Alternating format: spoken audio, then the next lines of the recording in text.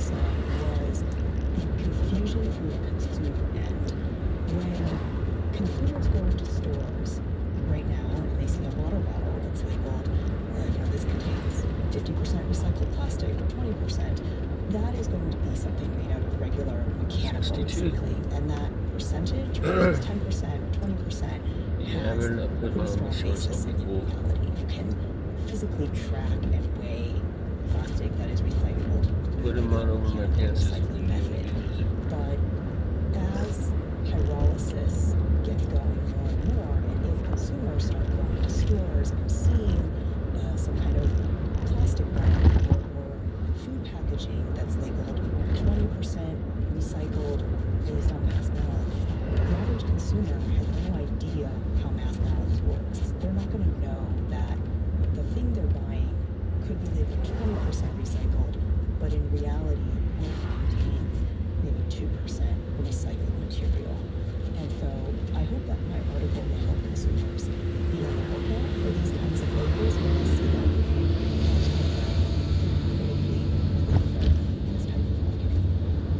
Yeah, and I think critical thinking is really, really important for long-term environmental solutions that we need to find. Because Anthony, what Lisa says brings to mind, like when you go to the store now and you see packaging that says 15-20% product, do we really fully understand as individuals what even that means right now? I think it's hard. First of all, there's plenty of examples of products that Fly got caught. Kitty put up a flag. Did you see it? Yeah. the system. He usually does the recycling. Sort of just recycling makes sense. And He usually has it out by the 4th of July. I was kind of surprised to see it out so late this year. just more sustainability. So we're really focusing this whole sustainability question. Milner. Consumers. Welcome to Milner. Yeah. He lives another 15 miles. Milner's 13 miles from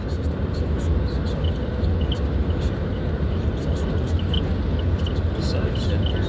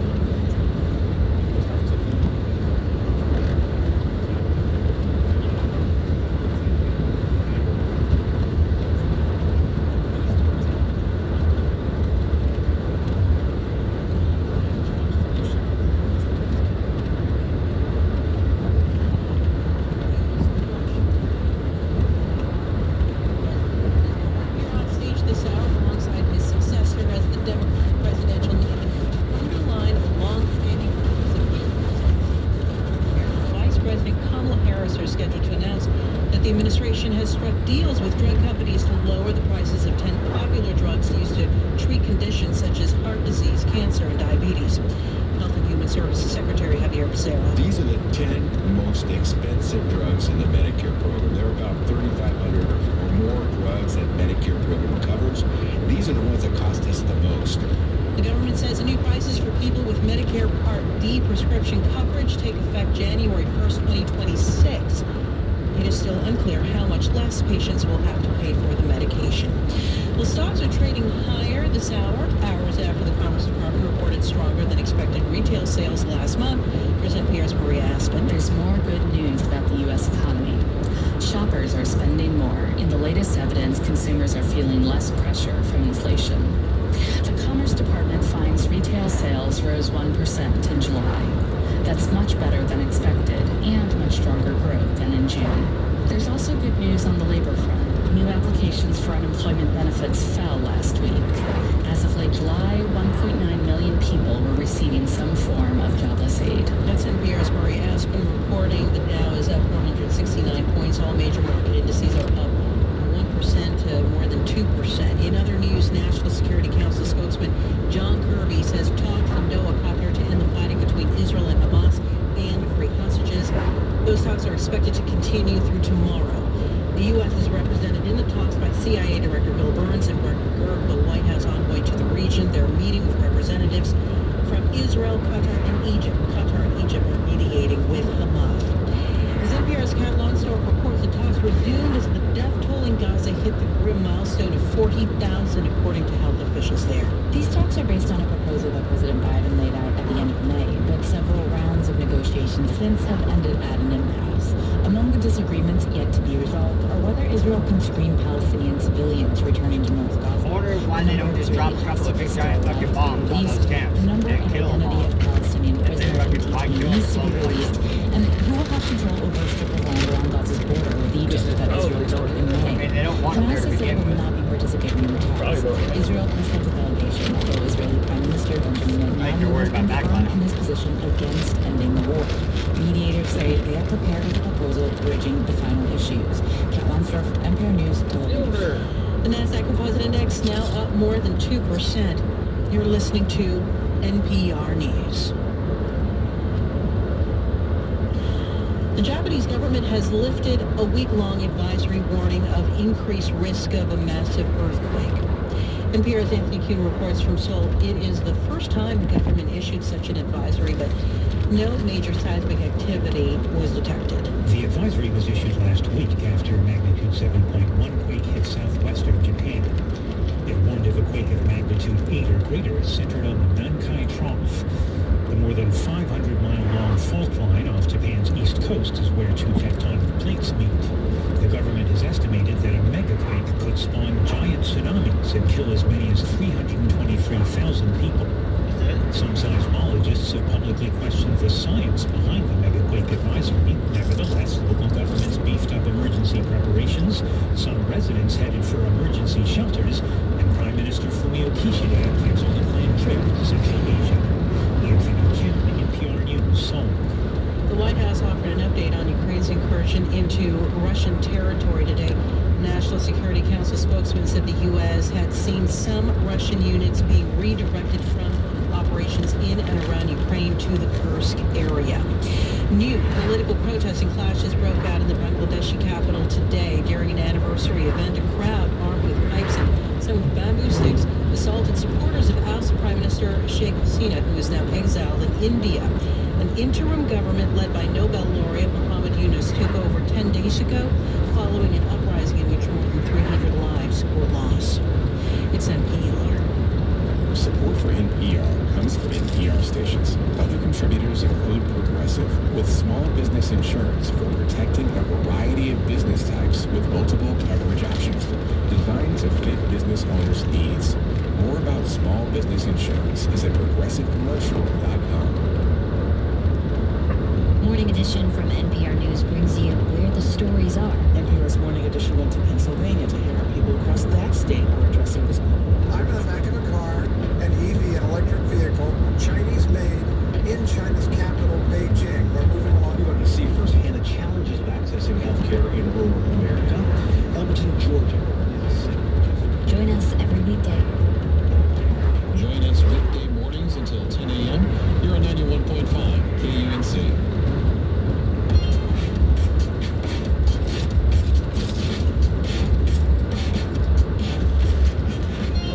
This is 1A. I'm Jen White. Queer tunes dominated the Billboard charts this summer, many of them by and about women.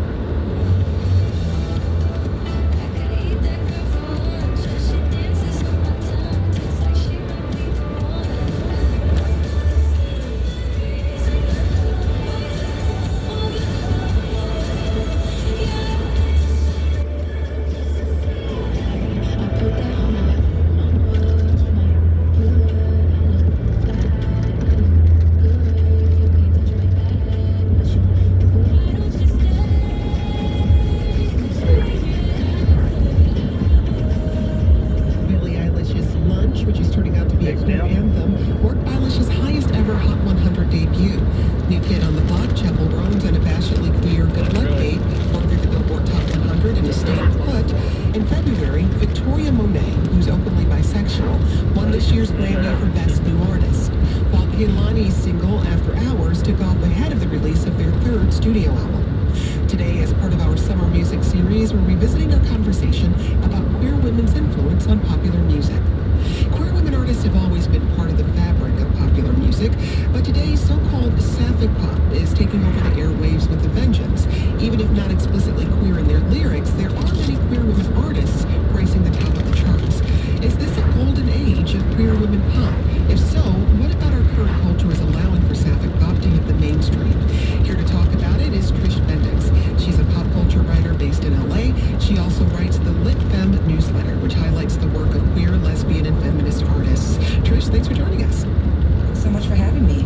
Joining us from LA is Rihanna Cruz. They're a producer of the Switched on Pop podcast. They're also a contributor to NPR Music and the Pop Culture Happy Hour podcast. Rihanna, welcome. Howdy, happy to be here. And we're joined by director and pop artist Zolita. Her star began rising in 2015 with the viral hit Explosion. In 2021, her song, which we can't say the title of on air, surpassed her first viral moment and now has 67 million views on YouTube.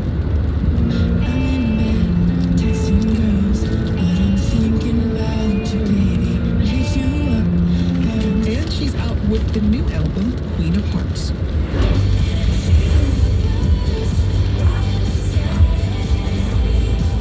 Zolita, welcome to the program. Thanks so much for having me. Well, I want to talk about how we're defining this type of music. Trish, what does sapphic pop mean for you? Right. Well, I think sapphic has become the new kind of umbrella term for lesbian, bisexual, pansexual, generally queer identity. I kind of see it as, music that's about the sapphic experience. That's a genre of music that's just because a gay essentially just person wrote it? non-heteronormative relationship or love. So it's kind of hard to, distill into one idea because of the multitude of identities that queer people have today. But this generally, comes from a place of not people that identify specifically as women, but with women is kind of how I think about it. Zolita, what about for you? I think it's just music by sapphic women that's unabashedly queer and just women singing about other women. Rihanna, you reported on sapphic pop in 2022. How does the current movement compare to that time? Well, it's interesting because I feel like a few years ago, we were getting sapphic music, but, mainly in the form of, I think, like indie rock, right? And these like more down-tempo, folky songs to fit the current moment. A few years, I reported that story 2 years ago. It's 2024. Now we're getting like unabashed, like pop music, like pop forward music, in the way that like Muna was doing, a few years ago. So Lita, as someone who's in it as an artist, how much do you feel like this is a defining moment for queer women in music right now? I mean, I think it's such an exciting moment. The fact that you just said that lunch on the Billboard Hot 100, the fact that it's sitting at number 5 right now is just crazy. So yeah, it feels like definitely a defining moment. Well, we're hearing from you. Day in Illinois texts, I adore Katie Lang. whose duets with Tony Bennett were remarkable. However, I don't see her work as Sapphic, just great music and a style I enjoy. Another Text Club member writes, I love Katie Lang and Melissa Etheridge. Most of their songs seem universal to me, so none of them are Sapphic, just excellent. And another member of the Text Club writes, Ashniko has a few, but Slumber Party and Miss Nectarine are probably my favorite Sapphic songs. Now, there are many artists leading this movement. Let's talk for a moment about Chapel Roan, because her sudden rise, coupled with her playful and bold lyrics, has made her a standout. Here she is playing NPR's Tiny Desk.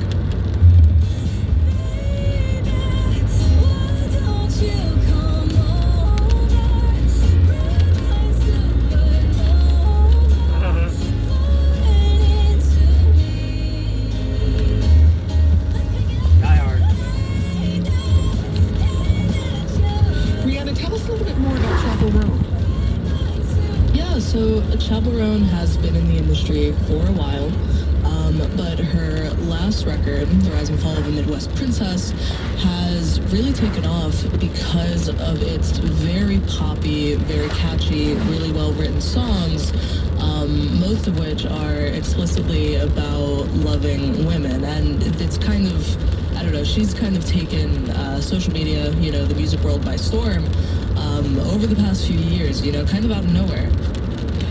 Rolling Stone called Chapel Roan the future of pop.